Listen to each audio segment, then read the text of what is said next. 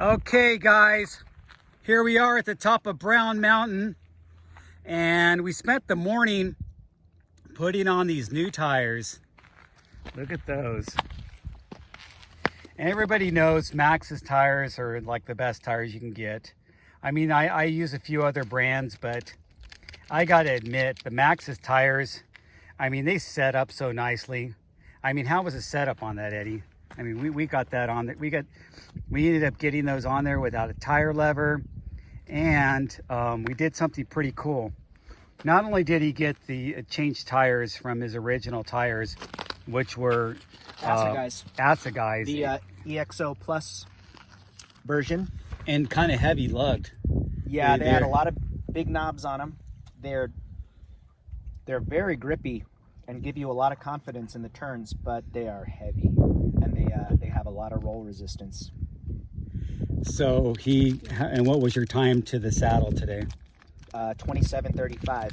So he knocked off almost another minute. Yeah, he's already pretty fast. So he's pretty fast on his bike. I went from 28:08 to 27:35 just by changing out the tires. And this is on the Ripmo, dude. This is not on a cross country, you know, like down country or, you know, XC type of bike. This is a 160 mil, 150 mil travel bike. It's long, and slack, and it's the aluminum, and it's not even the super light carbon one. It's got fantastic modern geo, and it comes with really good value components for what you pay to get into this bike. But there are just a few things that really just mechanically make it smoother, lighter, more nimble for being such a big and we've been gradually upgrading it. Yes, we have. So I mean, I guess we could start by showing you. Sure. Look at this stem. You put that cherry looking Industry 9 stem. This thing's cool because I didn't know which way to put it on at first, but after I learned all about it, you actually can put it either way. But when you have these this dimension of it on top, it gives you 5 more degrees of rise. So these are 20-degree one-up carbon bars that I have on here, and with the stem and the configuration that it's at, I have a 25-degree rise, which feels just right for climbing. So he increased the stack height, kind of dialed it in more. Yep. And then what'd you do right here? You got a new saddle. Yeah, well, you know, this was just so comfortable.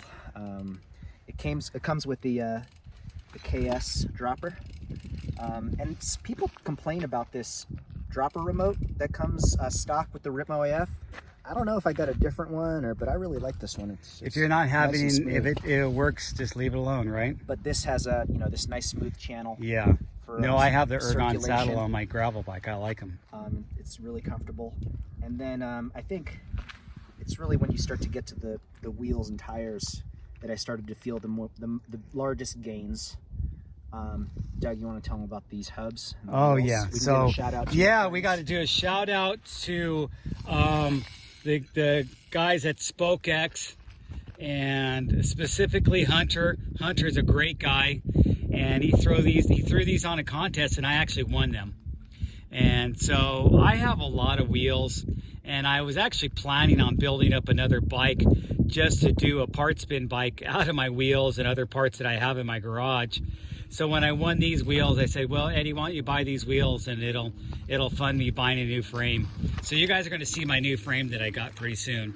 So these are the Enduro S wheel set. They come pre-built.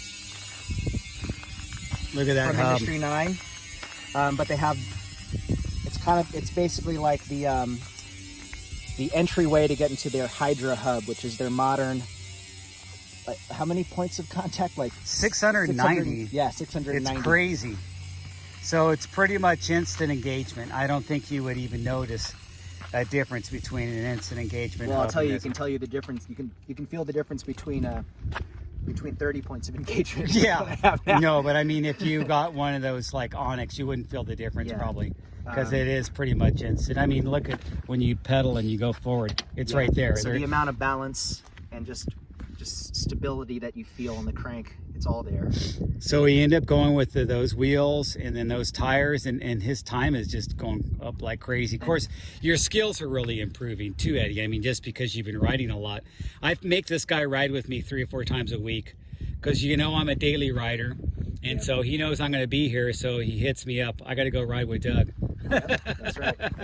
Yeah, well, you know, it's... And he almost has a matching tires with my tires with the tan wall, and actually this tread design looks really similar to the Rekon. I have the Rekons at home. I love them. They're on my single speed right now, but this combo is pretty close to what his combo is, but he's got the higher end Maxxis version of it. So these are the DHR2 tread pattern up front in the EXO weight casing, and then the Rekon and then with the matching EXO, and then Doug's favorite edition is inside. Yeah, the Rimpact tire insert. There you go. And that's how I stumbled on one of the channels that I was watching, Calaveras Chronicles, and watching him install the Rimpact. And did those go on pretty easy? Dude, yeah, we put those on in minutes. It wasn't that bad. I mean, you were able to walk me through it, and you have some experience doing it, but you know, just like you should with any tire, you keep the bead in the channel and just... Yeah, it went right on. It went on without levers. Yeah, no levers. So we got those on there, and he's going to feel how it is when we go down. But and I customized the Rimpact. I cut a center channel down them. Right. And so it's got like a, not all the way through, but it has a little bit of a center channel. So it makes it easier to manipulate them in there. And also it's going to add a little more air volume. So it's almost like I took out an air volume spacer. I can tell that it's absorbing more sealant. I had to put like 3.5, 4 ounces of sealant in this one, and I started just with 2 in the front. And I think they're holding pretty well. Oh, you added some more in the back? I added more during the setup in the back than I did. Oh, when we were at our house, or when we came over here? No, when we were at the house. Okay. So we'll see how that works. Yeah, this one held almost all of its pressure. It went from 18 to 17, and this one went from 20 to 18. But Eddie knows my school of thought with sealant.